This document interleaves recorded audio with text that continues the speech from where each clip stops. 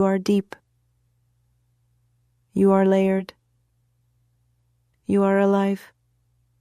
The people who told you otherwise were intimidated by their own smallness. Your fullness reflected their emptiness. Shadow work invites you to reclaim your bigness, to stop apologizing for your existence, to take up space emotionally, spiritually, energetically. The right people won't just handle your depth. They'll honor it. They'll feel safe in it. You were never meant to be small. You were meant to be whole. If you've made it this far with me tonight, you've done brave work. To face what's hidden. To explore the parts of you that long for light. Shadow work is not easy, but it is sacred. And you've walked through it with courage. Before I go, I want to offer you one last thing, permission. To rest now. To release the need to solve everything tonight. To let stillness hold you like a soft blanket. You've earned peace, and you are safe to claim it. As I hand you over to the care of Theolene, a voice of grounded affirmation and gentle clarity, know this. You are not alone. Your healing is valid. Your becoming is beautiful. It's quiet now. The noise of the day has settled, and in the stillness, something rises. Not loud, no, but present, persistent, a feeling you couldn't name earlier, a tension in your chest, a memory that arrived uninvited, a question that keeps looping. Why am I still carrying this? This hour, this sacred 2 a.m. is not about fixing. It's about witnessing. It's about gently turning inward to the places you've avoided, the shadows, the stories. You don't need to fight them tonight. You don't need to solve them. Just meet them. Sit beside them. Because beneath the ache, there is an invitation, not to relive the pain, but to reclaim your voice, to say, this happened, and I'm still here. So often we're taught to fear the dark, to believe that if something feels heavy, it must be bad, that if we struggle, we're failing. But shadow is not your enemy. It's a messenger, a guide, a part of you that once protected your heart, even if it did so in silence. Those parts you pushed away, the anger, the jealousy, the fear. They were trying to keep you safe, not always in healthy ways, but in the only ways they knew how.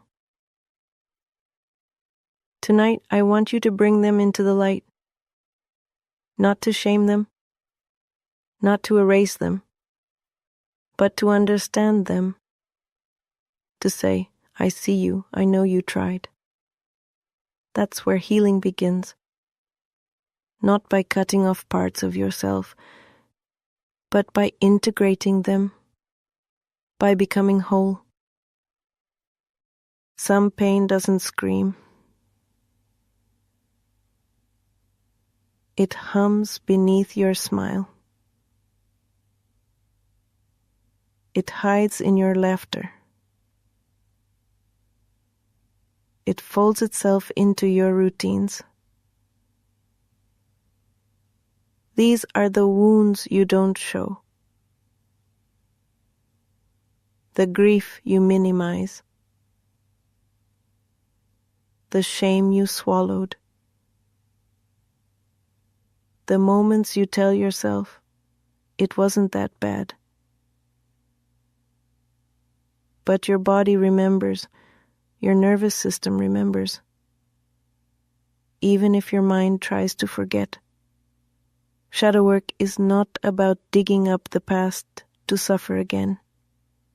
It's about understanding why certain things still trigger you, why your voice shakes in certain rooms, why you shrink when you should rise. It's not to blame. It's to name. And once it's named, you have the power to choose something new. Somewhere along the way, someone told you that you were too much, too emotional, too needy, too intense, and maybe you started shrinking, diluting your truth, editing your feelings, apologizing for your existence. Let me tell you now, with tenderness, you were never too much. You were too honest for people who couldn't hold honesty, too sensitive in a world addicted to numbness, too aware in a culture that rewards denial. But that sensitivity, it's a gift. That awareness, it's power. That emotion, it's depth. Stop asking permission to feel. You're allowed to take up space. You're allowed to speak your need. You're allowed to cry without apology. Your fullness is not a flaw. It's the doorway to your healing. What sets you off? The comments, the looks, the silence. Those are not random irritations. They are mirrors. They reflect the places still asking to be seen. A trigger isn't just a reaction. It's a flare from the nervous system. It signals something here feels unsafe. Not because you're broken, but because there's history. Instead of punishing yourself for reacting, get curious. So, what does this remind me of? Where have I felt this before? What am I afraid will happen? This is the work of depth, of not shaming the parts that still feel raw, but learning what they're trying to protect. You are not your reaction. You are the one observing it. And in that observation lies your power. We inherit more than eye color or last names. We inherit stories, rules, survival codes. Maybe your family taught you, don't talk about feelings. Maybe you learned, keep the peace at all costs. Or, love is something you have to earn. These beliefs live in your bones. Not because you chose them, but because they were passed down. Shadow work is the brave act of questioning those scripts. Who does this belief serve? Is this mine or theirs? What do I want to believe now? You are not here to repeat patterns. You are here to transform them. To become the first to say, this stops with me. It's one thing to not feel safe around others. But what happens when you don't feel safe with yourself? When your thoughts spiral? When your emotions feel too big? When silence becomes a threat instead of peace? This is more common than you think. Many of us were never taught how to sit with ourselves. We were taught to perform, to please, to produce. but not to simply be. So now, when you slow down, your nervous system panics, your shadows get louder, and you feel unsafe in your own presence. That's okay. It's not a flaw, it's a wound. One we can heal. You can learn to be with yourself again. Not as a critic, not as a fixer, but as a gentle witness. And I'm here to guide you in that return. One breath at a time. We often say, I should have known better. But the truth is, you didn't. And that's not a weakness. That's context. You made choices based on what you knew then, on what you had access to, on the support or lack of it around you. It's easy to look back and judge yourself through today's lens. But healing isn't about punishment. It's about compassion. Can you thank the past version of you for surviving? For getting you here? Even if their methods were messy or reactive. They did what they had to do. And now you get to evolve. With more tools. With more awareness. With more love. That's what healing looks like. Not perfection, but presence. Sometimes healing means grieving, not just what happened, but what never did. The apology you never received. The parent who never protected you. The love that was always conditional. This grief is quiet. It's often unrecognized. And yet it shapes how you move through the world. Grieving unmet needs doesn't make you weak. It makes you honest. It honors the child in you who hoped, who longed, who waited. You're allowed to mourn what you should have had. You're allowed to feel the ache of what never was. And in that mourning, you create space. Space to give those things to yourself now. You may never get the closure you wanted, the apology, and the justice, the understanding, and that's hard. But here's the truth. Closure isn't something they give you. It's something you create, not because it's fair, but because your peace matters more than their guilt. You become the safe place. You write the ending. You say, this chapter is closed. Not because it didn't matter, but because you do. Every time you choose to self-soothe, to speak kindly to yourself, to pause instead of react, you become the safe place your younger self needed. That is sacred work. That is shadow work. You say you want to be known, to be loved for who you are, to be understood.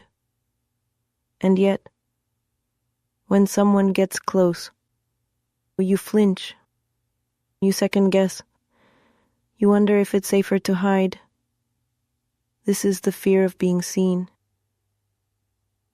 not the filtered version, not the high-achieving mask, but the real you, the one who has cracked and rebuilt, the one who carries contradictions. Shadow work invites you to unlearn the belief that being loved means being perfect. It asks, can you show up as you are, even if you're messy, even if you're still healing? Because real connection isn't built on performance. It's built on presence. And the more honest you are with you, the easier it becomes to let others in. You've carried so much that wasn't yours, on the moods of others, on the shame of your caregivers, the responsibility to keep everything together. And maybe no one told you. You can put it down. You don't have to absorb what isn't yours. You don't have to fix what you didn't break. You don't have to carry the emotional load for the entire room. It's not selfish to set boundaries. It's not cold to protect your peace. It's wise. It's necessary. Tonight, I want you to practice releasing. Breathe out what isn't yours. Let the guilt slide off your shoulders. Feel how light you become when you choose to only carry your own truth. You were taught to doubt yourself, taught to defer, taught to stay quiet even when everything inside you screamed, no. And now, that silence lives in you. You freeze in conflict. You shrink when it's time to speak. You second-guess your own instincts, but your voice is not gone. It's waiting. Waiting for your permission. Waiting for you to say, I trust myself again. Shadow work helps you hear yourself clearly. To separate your inner truth from the noise of fear. To honor your no as sacred. To honor your yes as intentional. It's not about being loud. It's about being aligned. When your voice rises from your truth, it doesn't need to convince anyone. You've been taught to apologize for needing, to downplay your pain, to handle it all on your own. And maybe you started believing it, that your feelings were too much, that your sadness was inconvenient, that your hurt made others uncomfortable. But here's the truth. You are not a burden. You are a human being with needs, with limits, with emotions. There is nothing wrong with you for struggling. There is nothing wrong with asking for support. You don't have to earn love by being invulnerable. You are worthy as you are, and the people who can love you deeply will love your whole self, not just the strong parts, but the tender, real human parts too. No one talks enough about the loneliness of healing, the way old relationships fall away, the way you start to feel different in rooms you used to belong to. Growth can isolate you. Not because you've become better than others, but because you've become more you. And not everyone will come with you on that journey, that ache you feel. It's the grief of shedding skins, of saying goodbye to familiar dysfunction, of releasing the roles you once played to stay safe. It's okay to miss what you've outgrown. It's okay to feel both proud and heartbroken. That's part of becoming whole. New connections will come. Aligned ones. But for now, trust that solitude is not the same as abandonment. It's sacred space. For your becoming. If you were taught that anger is dangerous, you might have learned to swallow it, to convert it into tears, to pretend everything's fine while your body screams otherwise. But anger is a compass. It points to violation, to crossed boundaries, to where your soul says, enough. Shadow work doesn't mean eliminating anger. It means listening to it, learning its language, tracing it to its origin. When you stop fearing your anger, you reclaim your power. You stop abandoning yourself for the sake of harmony, and you start choosing what's honest. So ask yourself, what is my anger protecting? And what does it want me to restore? Sometimes it feels like you're going in circles, like you already healed this part, already forgave that person, already did the work. But here you are, triggered again, weary again, questioning everything again. That doesn't mean you're failing. It means you're integrating. Healing isn't a straight line, it's a spiral. You revisit lessons not to punish yourself, but to deepen your wisdom. Each return is an opportunity to respond differently, to soothe more gently, to offer compassion where you once offered shame. So next time you find yourself in a familiar ache, don't say, I'm back here again. Say, I'm meeting this again with more of me present. Rest is not laziness. It's not failure. It's not weakness. Rest is resistance. It's a boundary. It's a declaration that your worth is not tied to how much you produce.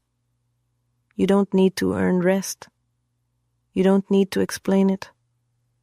You don't need to apologize for it. You are a human being, not a machine. And your nervous system needs space to reset. Your soul needs time to exhale. So tonight, if your body asks for stillness, listen. If your mind craves silence, honor it. If your spirit feels weary, let it be held.